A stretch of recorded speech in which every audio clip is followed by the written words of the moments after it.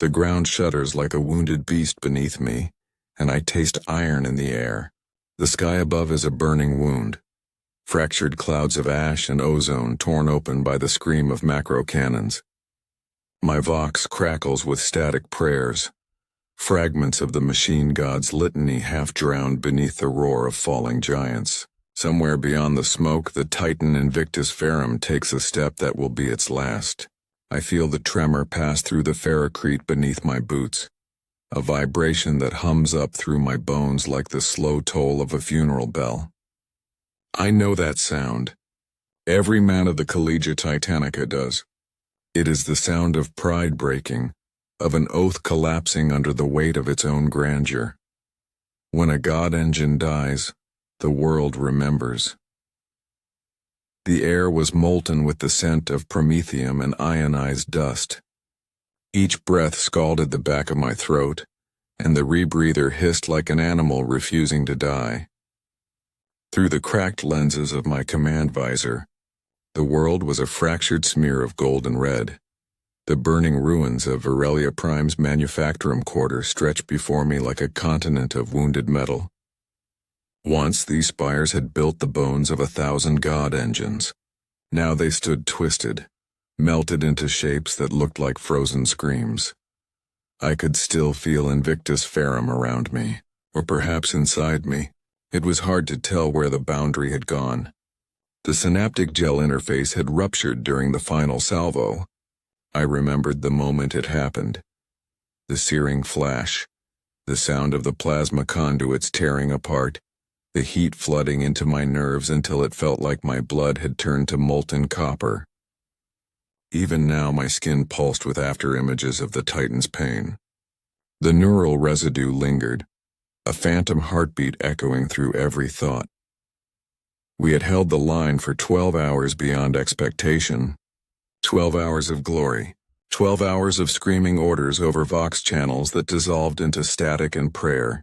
I recall the moment the Orc Gargant crested the ridge, its silhouette black against the burning horizon. Invictus Ferrum had roared her challenge, the sound shaking the air itself. A bellow of sacred machine code broadcast through every frequency. I remember shouting with her, my voice and hers entwined. A single defiance against the inevitable. Now, there was only silence. I pushed against the command throne, its surface slick with congealed biointerface fluid, and dragged myself upright. The cockpit was a cathedral of ruin. Shattered lumen strips flickering, servitor husks dangling from torn umbilicals, coolant vapors rising like incense. The maniple sigils on the data slate blinked in error sequence. Omega null, total link failure. Somewhere deep within the broken hull, the Titan's plasma heart still pulsed weakly, leaking a blue ghost light through the fractures in her armor. Princeps Halden, came a voice through the Vox grill. Distant, mechanical, filtered through interference. Respond. This is Magos Neural. Are you alive within? Alive, a word without meaning now. I pressed the comm rune. I hear you, I rasped. Ferrum is down. Spirit dormant. I remain. There was a pause filled with the low whine of data stream recalibration. Remain is sufficient, the Magos replied. Extraction team en route. Do not attempt egress. The structure is unstable. I let the Vox die. The Titan's spirit was silent, but her presence still hummed beneath the deck plating. I laid my palm against the throne's control surface and whispered the canticle of farewell. The one every princeps learns but prays never to speak aloud. Each word vibrated faintly through the metal, absorbed by circuitry that once sang back in resonance. Now there was no reply. The absence was unbearable, like speaking into the corpse of a god. A tremor rolled through the wreck and I staggered, bracing against a cracked lumen column. Through the viewport I saw the remnants of the battlefield. Wrecked bane blades and burned-out Skitari crawlers dotted the plains. Imperial banners, once proud, now lay half-buried in ash. The enemy was gone, or what was left of them had retreated into the haze beyond sight. The victory, if such a word could be used here, was meaningless. When a Titan falls, it is not a defeat measured in territory. It is a wound to belief itself. The deck groaned beneath me as something massive shifted, a collapsing stabilizer perhaps, or the remnants of Ferrum's left leg giving way. I caught the smell of ozone and seared flesh as a ruptured conduit flared, and for a moment I swore I heard a voice, not over Vox, not from the outside world, but within the dead metal itself. A whisper, fractured and faint, repeating a single word I could not fully discern. I wanted to believe it was her. My machine spirit, reaching for me through the static of death. I pressed my forehead to the throne's edge, feeling the residual heat of her dying systems. The hum I had known all my life was gone, replaced by the hollow throb of my own heartbeat. Outside, through the haze, I saw silhouettes moving, Skitarii, their movements precise and reverent. They approached with mechadendrites raised like censers, sweeping incense through the air as they chanted Binharic hymns to the Omnissiah. The salvage rite had already begun. I knew what came next. They would unseal the heart core, remove the manifold, and begin the process of divination to confirm true death. Then the body would be rendered piece by piece, so that others might rise anew from her sacrifice. It was tradition, sacred, necessary, and it felt like desecration. I closed my eyes and listened to the rhythm beneath the ash. The ground still trembled faintly, like a lingering heartbeat buried deep within the earth. The same pulse that had started in my bones hours ago. It was faint now, but steady, enduring. Perhaps I thought gods never die. They only sleep beneath the weight of our disbelief. The deck above me shuddered again, this time heavier. A breach somewhere in the reactor chamber. My instincts screamed to move, to escape, but another voice whispered, "Stay." The hum beneath the metal deepened, vibrating up through my knees, my spine, my skull. A harmonic note rising like the beginning of a chant. My breath caught. I whispered her name. Ferrum. The air shifted. A single lumen flickered, then steadied. The machine's internal cogitators were long dead. Yet for that heartbeat of a moment the light held steady, as if something within was listening. Princeps Halden. The Vox roared suddenly. "Extraction unit has reached perimeter. The hull is collapsing. You must evacuate immediately." But I could not move. My hand was still on the throne, and beneath my palm, the pulse quickened. Once, twice. Then it stopped. The silence that followed was so total that I thought, for a moment, that I had gone deaf. And then, from the depths of the Titan's shattered heart came a single sound. A low, resonant chord like a cathedral bell struck beneath the earth. The God engine had spoken its last. The crash team cut their way through the belly like surgeons forced to use chain blades. Sparks fell in slow burning constellations, hissing across coolant mist and pooling on the deck like fallen stars. The first Skitarius through the breach moved with ritual precision, eyes glassy behind augmetic lenses, Vox grill murmuring fractional prayers as his auspex swept my frame. He didn't look at my face. No one ever does. Not when the throne still smells of sacred gel and singed nerve fiber. I raised my palms and he guided them down, guiding me to my knees as though lowering an offering onto an altar.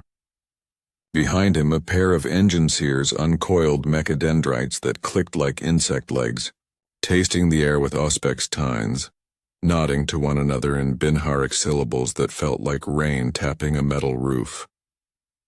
Magos Neral arrived draped in cables and sanctified bronze, his data tassels dragging through pooled gel that clung like jellyfish ghosts.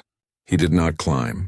He ascended on a humming platform, pausing only to touch his fingers to the fractured throne.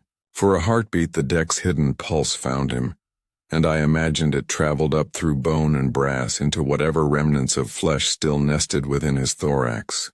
He turned the fixed, mask-like devotion of his augmetic face toward me, unblinking, unreadable. "Princeps Halden," he said, each syllable precise, the consonants shaved to fit into some internal rack of logic. "Blessed stillness upon your nerves. We will extract you.